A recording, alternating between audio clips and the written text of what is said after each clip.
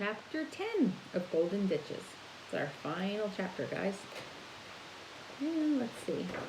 It's not terribly long. This one is called Shortcut to the Stars. Nearly 400 years ago, a party of Spanish priests set out on a soul-saving journey from the tiny hamlet of St. Augustine, Florida.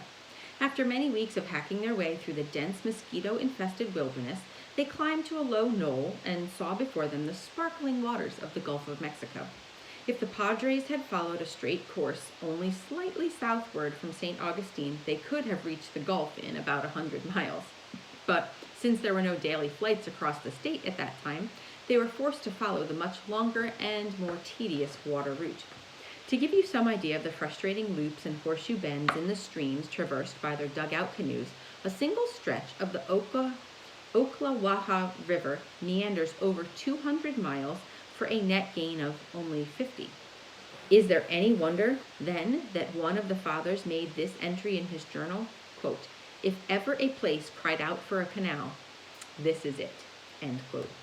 Florida's narrow waistline caught the attention of other Spaniards, too, especially when they saw whole flotillas of their gold-laden galleons smashed to smithereens in the hurricane-charged waters around the Keys.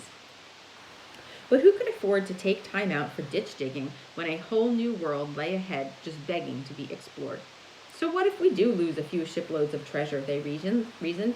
Surely there are other hoards that will outshine the glittering wealth of Mexico and Peru in the lands of the north.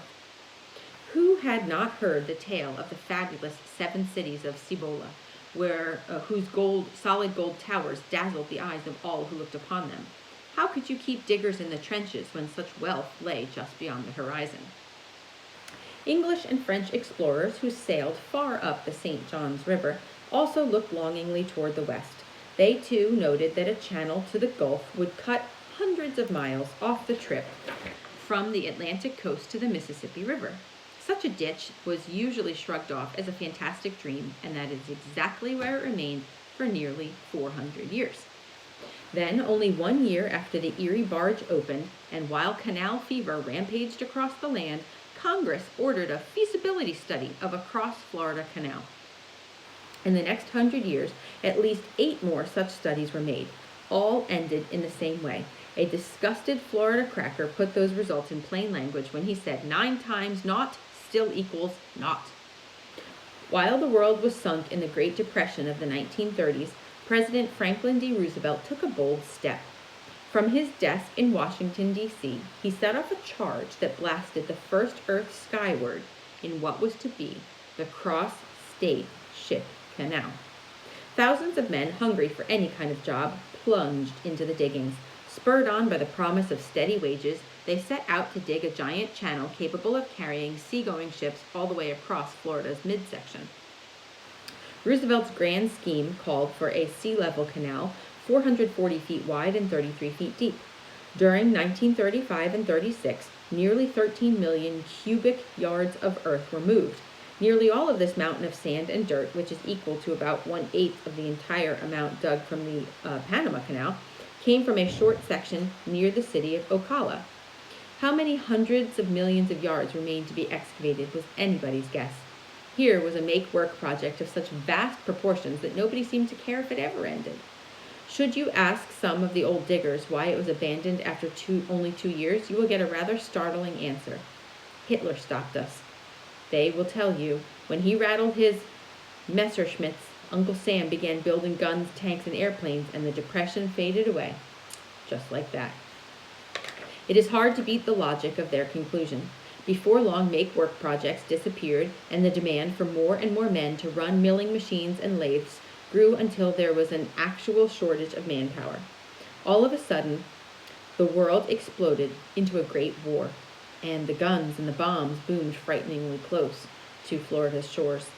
Grass sprang up in the channels of the cross-state ship canal, and idle mules gazed peacefully where a few years earlier they had strained at their traces, pulling wheel scrapers and rooter plows.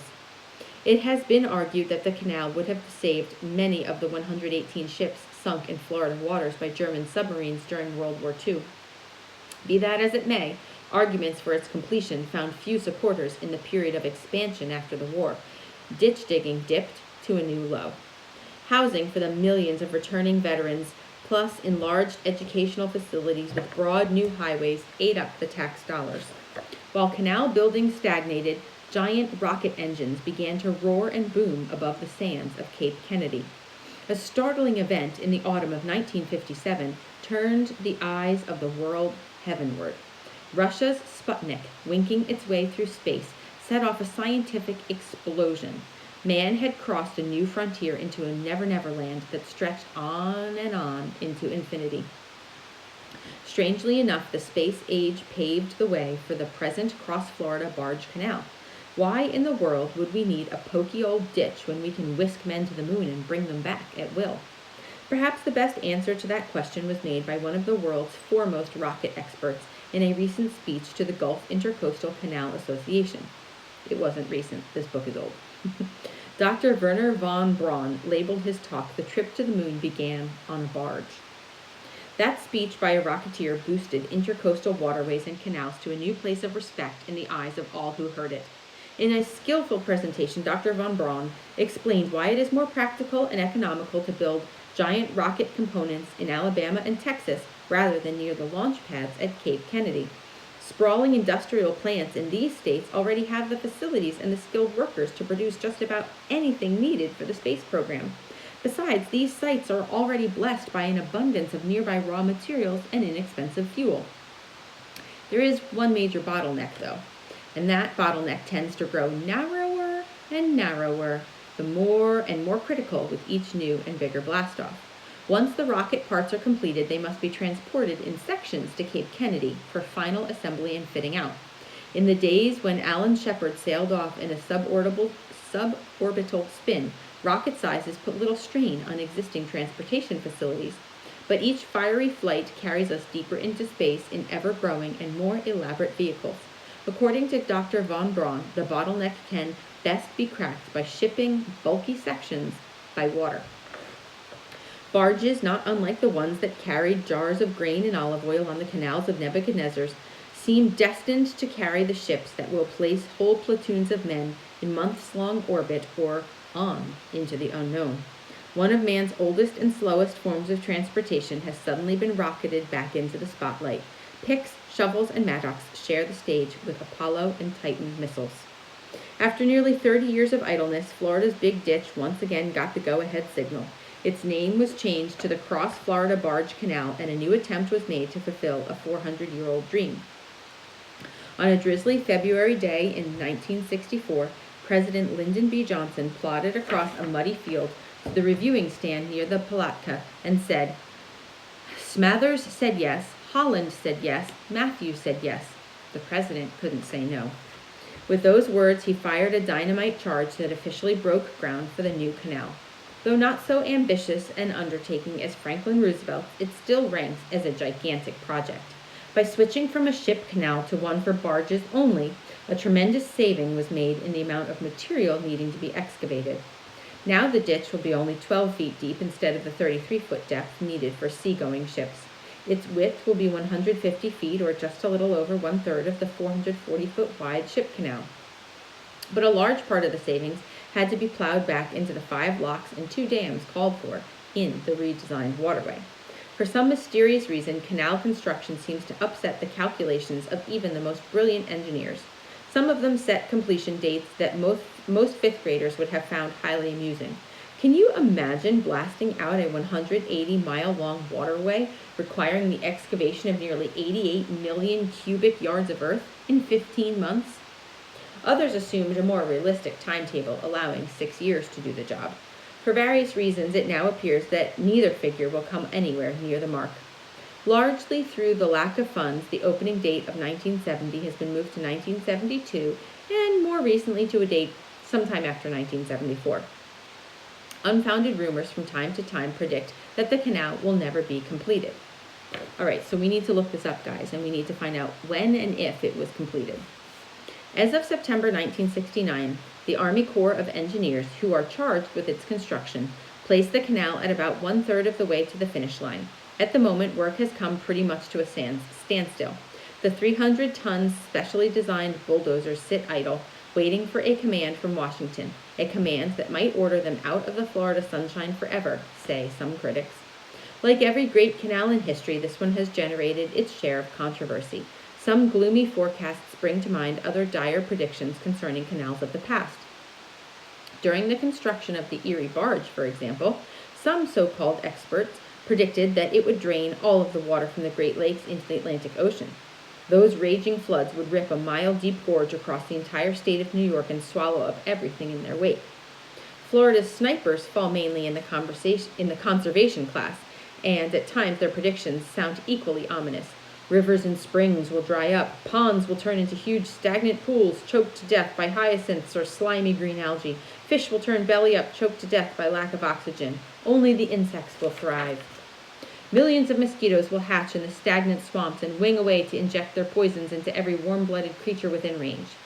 In fact, the picture of some of the more imaginative paint could well serve as the plot for a science fiction thriller, wherein the mosquito and the cockroach battle each other for the title of king of the world. Just how rabid the conservationists can become is shown by the following statement. During a Riverside Villas seminar, Dr. David S. Anthony, a biochemical professor at the University of Florida, said it would make economic sense to blow the canal up during the dedication ceremonies. Until recently, the critics were mainly local residents, but the opposition has now reached the national level. An organization of internationally respected environmental scientists has instituted court action to prevent further construction. What will happen next? That question ebbs and flows along the waterway that has already cost some $40 million, but no one can come up with a firm answer. Cries of pork barrel in Washington, plus a rising tide of complaints, have certainly been factors in cutting this year's appropriation to a measly $6 million. Even that pittance has yet to be approved by Congress. This brings up another disheartening question. Will even that amount be allocated in the face of President Nixon's cutback? While the controversy rages, the canal is already affecting the lives of thousands of people. In June 1969, the Hudson Paper Company made the first notable shipment on the waterway when a barge loaded with huge rolls of newsprint eased through the canal at Inglis. Recreation facilities are springing up all along the fringes of new ponds, and several surprise bonuses have come to light. One of these is the booming oyster crop that has appeared in the new ditch. Thousands of bushels of supersized mollusks are being taken from the waters, which conservation experts rate as ideal for their growth. Fishing, too, has received a massive shot in the arm. Let a smiling fisherman perched comfortably on the bank tell you about it. Where else, he asks, can I stand on dry land and throw my hook into deep salt water? His hook and those of others among the 1,500 to 2,000 persons who swarm along the canal on weekends are landing unbelievable catches of redfish and speckled trout. When one of those fishermen was asked if he didn't think the $40 million was a little steep for a good fishing hole, he scratched his head thoughtfully before answering. Then he said, maybe we should look at it like this. We paid $24 billion for some moon rocks, so maybe $40 million ain't too much to pay for a good place to fish. Prime oyster bed, first-rate fishing hole, or lifeline of commerce, the Cross-Florida Barge Canal will someday fulfill a 400-year-old dream. When it opens, giant rockets will glide safely through its locks, cutting over 600 miles off the hazardous trip around the Keys. One day soon, a spaceship proudly wearing the red, white, and blue of the USA will touch down on the surface of Mars. Then we will know once and for all the truth about those curious markings often referred to as canals. If men live there, you can bet the lines are truly canals, for wherever men live, they dig ditches, big ones, small ones, and wide ones. These are the golden ditches that carry the lifeblood of civilization. And so ends our book, Golden Ditches. Now, we definitely have to find out what happened with this Florida canal. And interesting that it's talking about it was an ancient technology of ditch digging to make a canal that made the space program possible. The space program has pretty much come to an end. They're not sending many more rockets up into space at all. So that too would be worth some research. Anyway, and that's the end of the book. Bye.